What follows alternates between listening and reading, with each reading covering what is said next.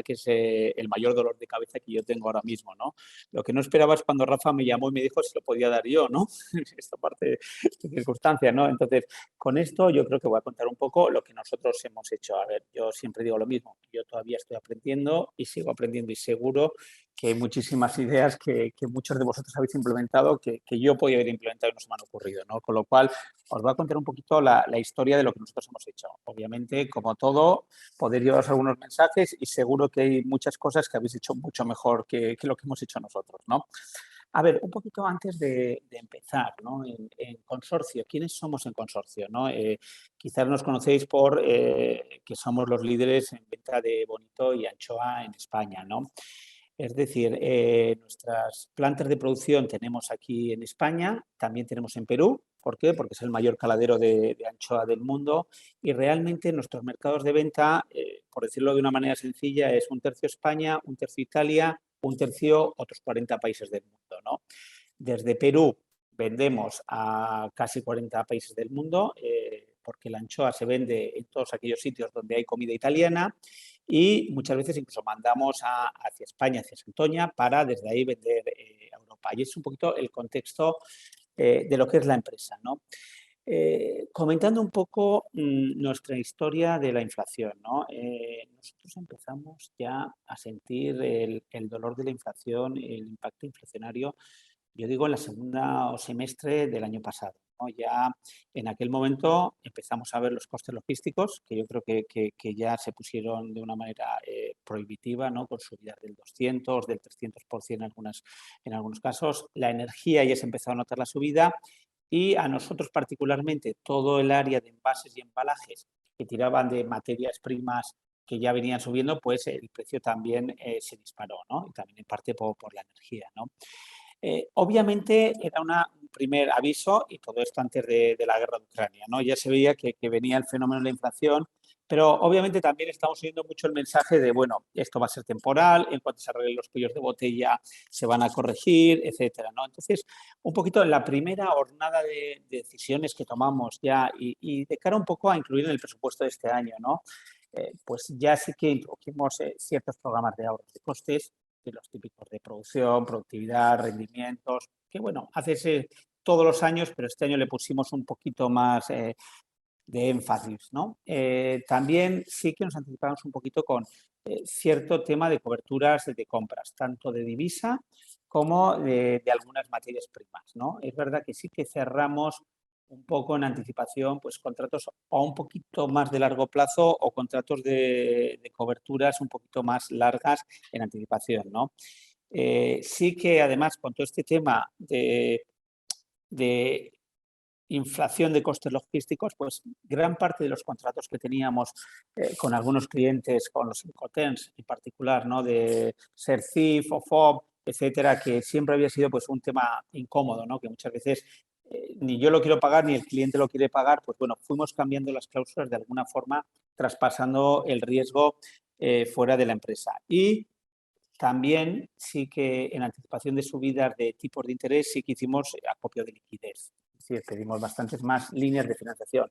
Pero bueno, todo esto eran ciertos tipos de medidas porque en el fondo lo que queríamos evitar es tener ya una subida de precios fuerte en el mercado. Es decir, al final una subida de precios fuerte te resta competitividad, todos estamos preocupados por la cuota y todo este tipo de medidas era para tratar de mitigar en la medida de lo posible las subidas de precios, que obviamente también las planificamos, pero bueno, tratábamos de un poco entre los costes y los precios enjuagar la situación económica, ¿no?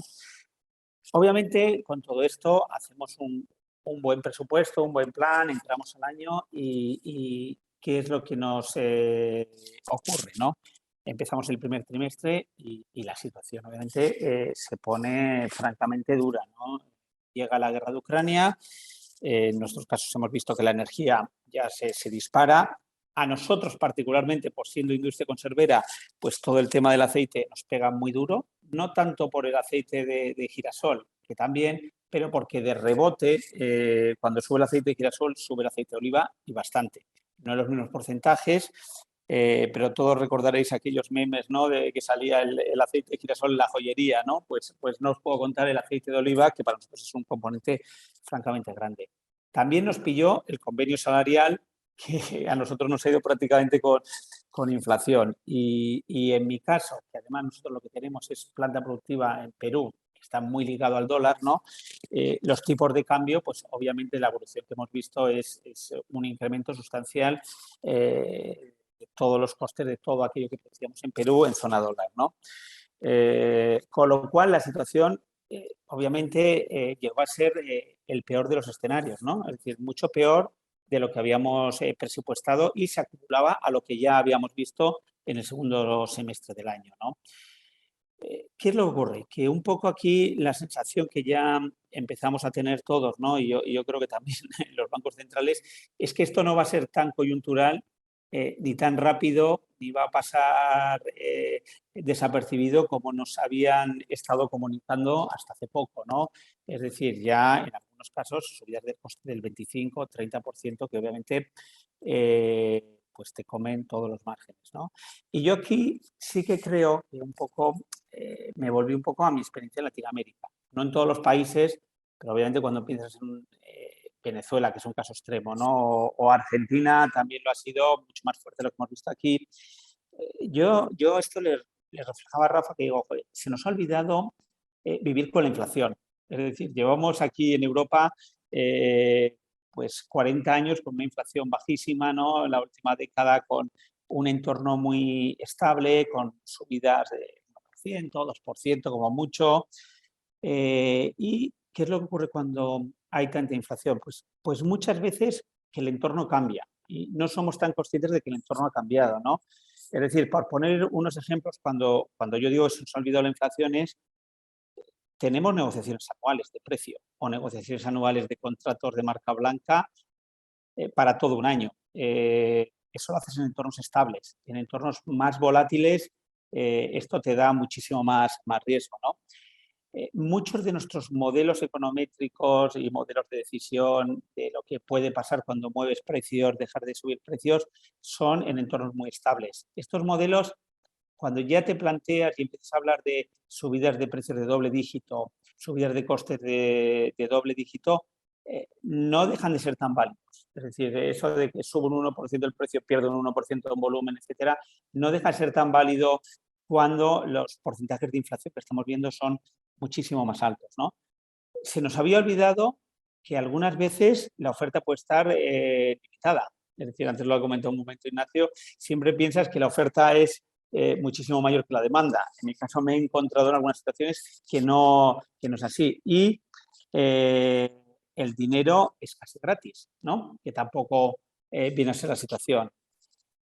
También, cuando digo que se nos ha olvidado jugar con la inflación, tendemos a pensar que nuestra posición competitiva con relación a los proveedores no cambia bruscamente, es decir, con relación a otros competidores, que más o menos vamos a estar en una situación parecida a la que teníamos el año pasado. Y aquí lo que te encuentras es que a veces, con este grado de inflación tan alta, tu posición competitiva puede cambiar bruscamente de la noche a la mañana. Y es uno de los aprendizajes que hay que tener un poquito más en cuenta. ¿Qué es lo que hicimos con este escenario, ¿no? Y ya estando un poquito ya en marzo, abril, ya con un impacto muy significativo en nuestras cuentas, ¿no? La primera parte fue un poquito de reflexión de, con un mundo tan cambiante, a ver, pensar un poquito qué tenemos que hacer estratégicamente, primero poniendo una lente de competidores, ¿no? Y realmente un poco la reflexión es, vamos a ver, esta situación que me impacta a mí, ¿en qué casos es igual para todos mis competidores? ¿No? Hay muchos casos donde sí, a mí me están subiendo un montón de costes, pero a todos mis competidores les está pasando lo mismo, ¿no?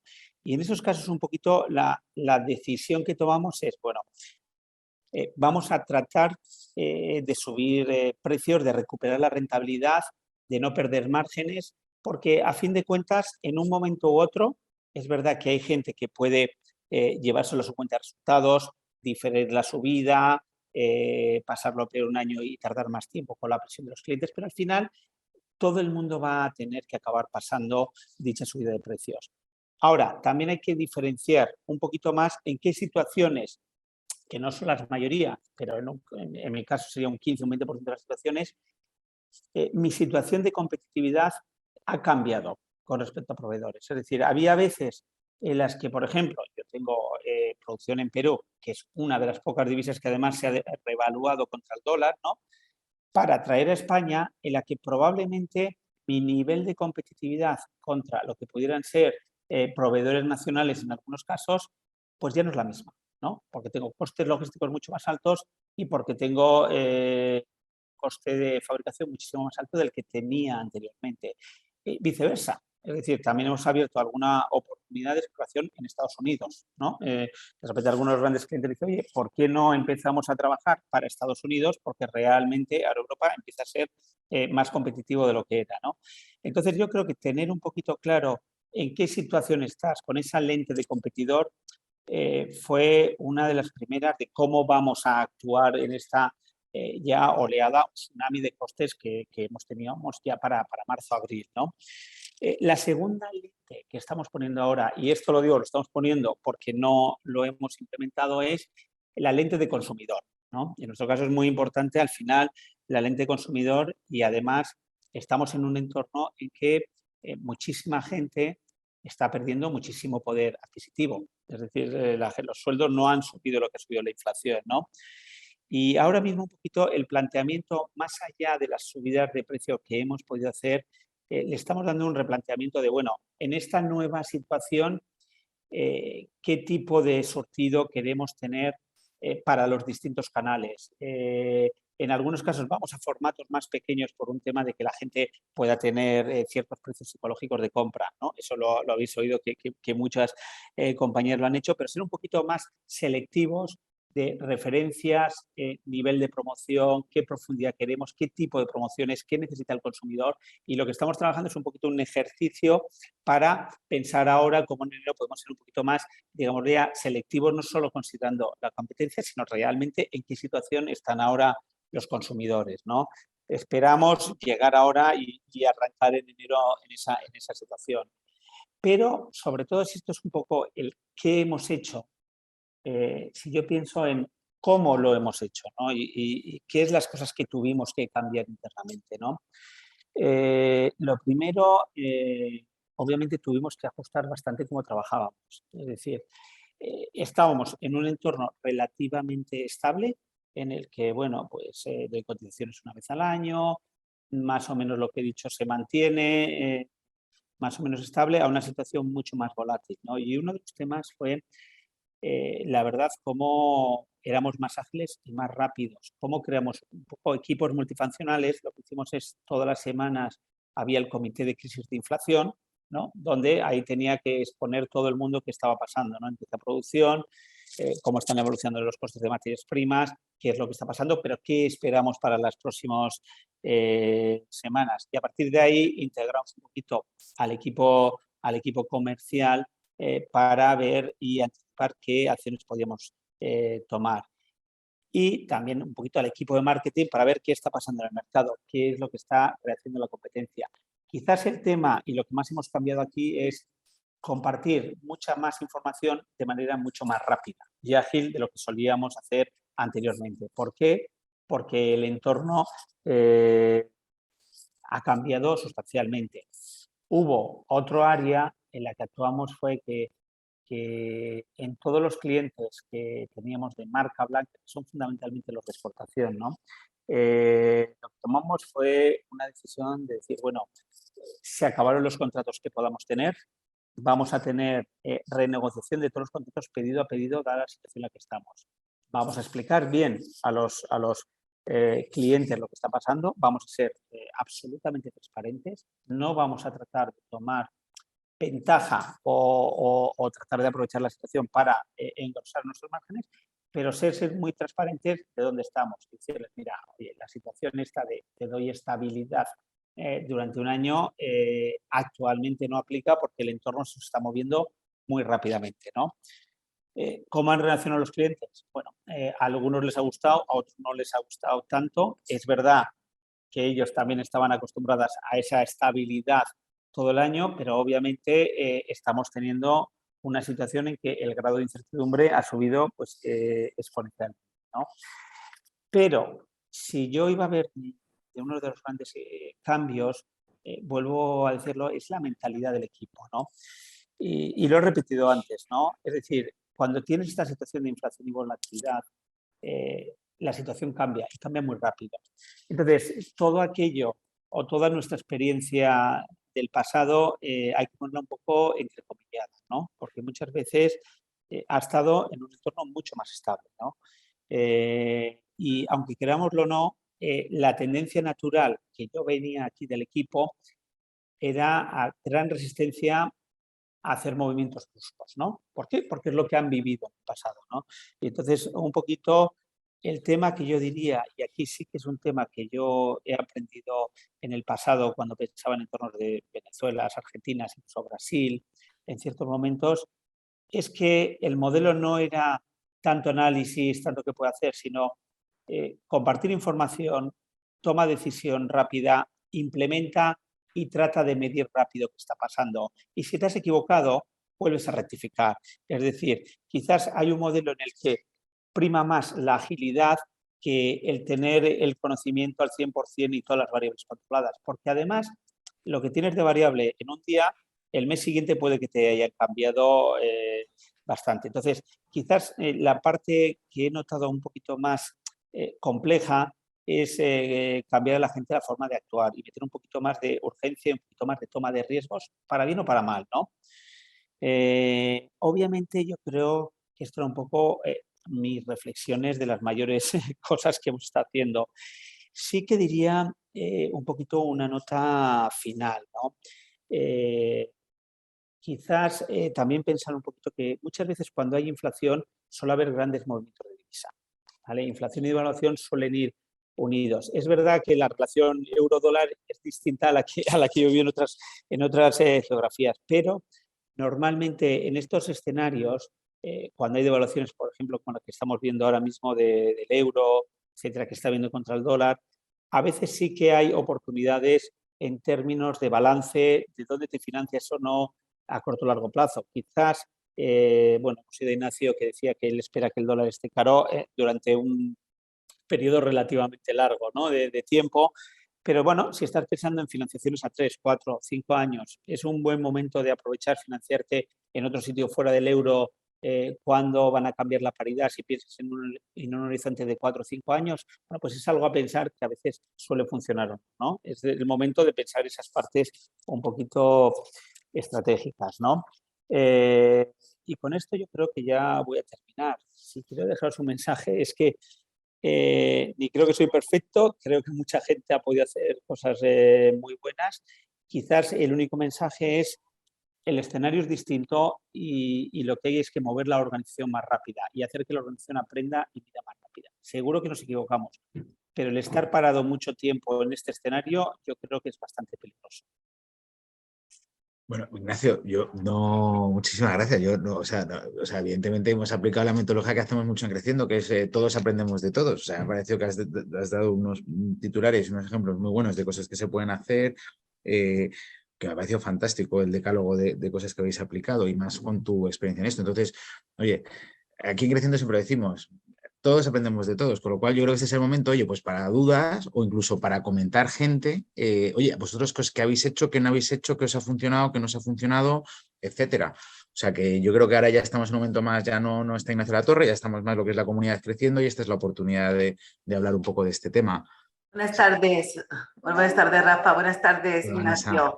Hola. Y Vanessa de Carinsa. Muchísimas gracias, Ignacio, por compartir tu amplia experiencia y la verdad es que felicitaros porque en entornos tan desfavorables, como habéis podido reaccionar y como comentas tú, o sea, sobre todo las empresas también nos medimos por esa flexibilidad ante las adversidades.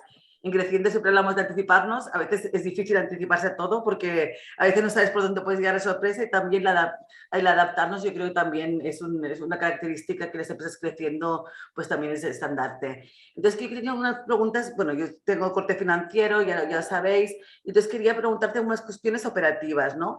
Sabemos cómo viene, bueno, el dólar cómo está, podemos prever, ¿no?, que este dólar no puede aguantar mucho tiempo así. Entonces aquí la pregunta es, si vosotros creéis que vale la pena hacer seguros de cambio de dólares en este momento. Y luego también el tema de la inflación, ¿no? Si nosotros, por ejemplo, en Cadisa sí que hemos hecho seguros de cambio de dólar, de divisa, pero nunca de inflación. Entonces, ¿cómo lo verías? Y si tú crees que en este escenario vale la pena cubrirnos este tipo de seguros. Mira, yo te digo lo que estoy haciendo. A mí es verdad que ya los seguros de cambio prácticamente los estoy terminando ahora mismo, ¿no? Yo, vista la situación de incertidumbre, ahora mismo ya estoy pensando, aunque renovase, estoy pensando en la paridad y no sé si me he quedado ya corto, visto lo que ha pasado estos últimos 3 días, ¿no?